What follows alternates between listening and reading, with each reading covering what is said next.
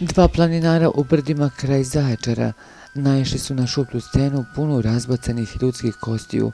Sumnja se da je u pitanju obredni ritual vudu magije.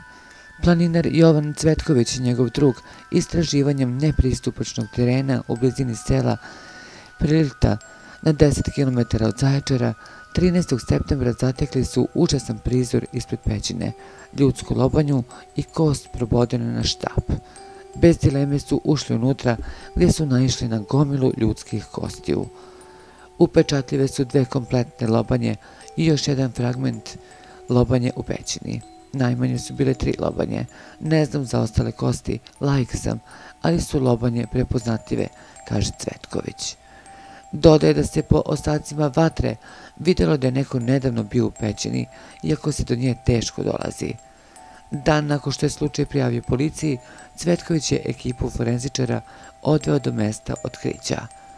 Najbizarnije je što su lobanja i neki deo tela, mislim karlice, bili zakačeni na štap koji je proboden u zemlju. Neko se zabavljao ili radio neke obrede.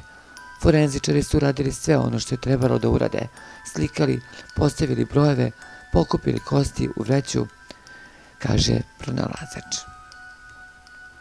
Jedan od najpoznatijih srpskih sektologa, Dimitrije Pastović, kaže da prema opisu očevidaca koji su vidjeli kosti okačene na štapu i fotografija do kojih je došao, sve ukazuje na to da je reč o ritualu koju obavlja sekta Kvimbada. Ovo jeste crnomagijski ritual, to liči na Kvimbandu, ono što nazivaju vudu magija.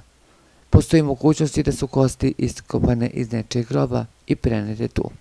Ako su kosti donesene, to je ono što radi Kvimbanda, to je dizanje mrtvih, nekromanija.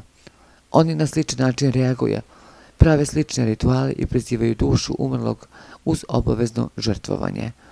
Treba vidjeti da li je pronađena neka životinja ili nešto slično na mjestu gdje su pronađeni ljudski ostaci. Forenzičari su utvrdili da su kosti stare preko 100 godina i da nisu od većeg arheološkog značaja. Pretpostavljaju da su iz perioda Prvog svjetskog rata. Nema nikakvih prijava iz tog perioda da je izvršen neki zločin.